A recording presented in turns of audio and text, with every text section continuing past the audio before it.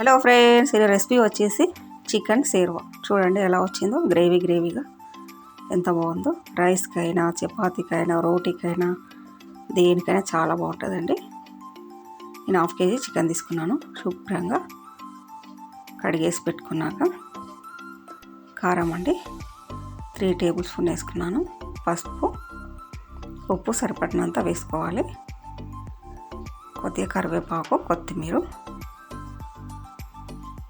1 tablespoon అల్లం వెల్లుల్లి paste, పెరుగండి 1/2 కప్పు, 1 టేబుల్ స్పూన్ ఆయిల్ అండి. ఆయిల్ వేయడం వల్ల నీసు వాసన రాకుండా ఉంటుందండి. ఇలా కలిపి ఒక 1/2 అవర్ నానేసి పెట్టుకోవాలండి. ఇలా మూత పెట్టేసుకొని ఇప్పుడు స్టవ్ పైన ప్యాన్ పెట్టుకొని కొన్ని జీడిపప్పులు, బాదం అండి, పల్లీలు, ఎండు కొబ్బరి, వీటిని రెడ్గా వేయించుకోవాలండి. వేయడం వల్ల గ్రేవీ చాలా బాగుంటుందండి. మంచి చిక్కదనంగా. 1 టేబుల్ స్పూన్ నువ్వులు వేయడం వల్ల కూడా మంచి ఫ్లేవరు, మంచి టేస్ట్ ఉంటుంది. ఒక 1 టేబుల్ స్పూన్ వేసుకోవాలి. ఇది గసాలండి, ఇది కూడా ఒక 1 టేబుల్ స్పూన్. ఇవన్నీ వేయించుకొని మెత్తగా గ్రైండ్ చేసి పెట్టుకోవాలండి, పేస్ట్ లాగా. ఇప్పుడు స్టవ్ పైన ప్యాన్ పెట్టుకొని ఆయిల్ అండి. ఇప్పుడు ఒకేలా కాకుండా ఇలా చేసుకుంటే చాలా బాగుంటుందండి. వైట్ రైస్ అయినా, బగారా రైస్ అయినా, జొన్న రొట్టె, చపాతి, దేనికైనా చాలా బాగుంటుంది. చూడండి పోపు వేగిపోయింది. దీంట్లోకి ఇది ఉల్లిపాయ పేస్ట్ అండి. మెత్తగా ఒక ఉల్లిపాయ, పెద్ద సైజు ఉల్లిపాయ తీసుకొని మెత్తగా గ్రైండ్ చేసుకున్నాను. జీలకర్ర వేసుకొని మనం కలిపేటప్పుడు అల్లం వెల్లుల్లి పేస్ట్ వేసుకున్నాం కాబట్టి ఒక 1/2 టేబుల్ స్పూన్ వేసుకున్నాను నేను, సరిపోద్ది. ఇది కూడా బాగా రెడ్గా వేగిపోవాలి, పచ్చివాసన పోయేంత వరకు వేయించుకోవాలి. వేగిపోయిందండి బాగా.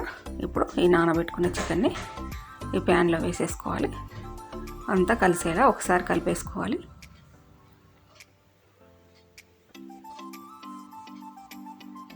ఇలా గ్రేవీ లాగా ఎక్కువ రెస్టారెంట్లో స్టైల్లో చేస్తారండి. అందుకని మనం కూడా ఇంట్లో చేసేసుకోవచ్చు. ఇలా మూత పెట్టేసుకొని ఒక 5 మినిట్స్ బాగా మగ్గించుకోవాలండి. చూడండి 5 మినిట్స్ తర్వాత ఇలా వాటర్ వచ్చేసినాయి. ఇలా అంతా ఒకసారి కలిపేసుకోవాలి. దీంట్లోకి ఇప్పుడు మనం గ్రైండ్ చేసి పెట్టుకున్న బాదము, జీడిపప్పుల పేస్ట్ యాడ్ చేయాలండి. నేను ఇలా వాటర్ వేసుకొని మెత్తగా గ్రైండ్ చేసుకున్నాను. మనకు సరిపోయినన్ని వాటర్ వేసేసుకొని మూత పెట్టుకొని ఒక 8 to 10 మినిట్స్ కుక్ చేసుకోవాలండి. అప్పుడే బాగా ఉడికిపోద్ది చికెన్.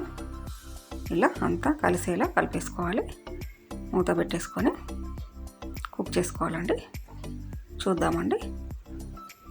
ఇప్పుడు దీంట్లోకి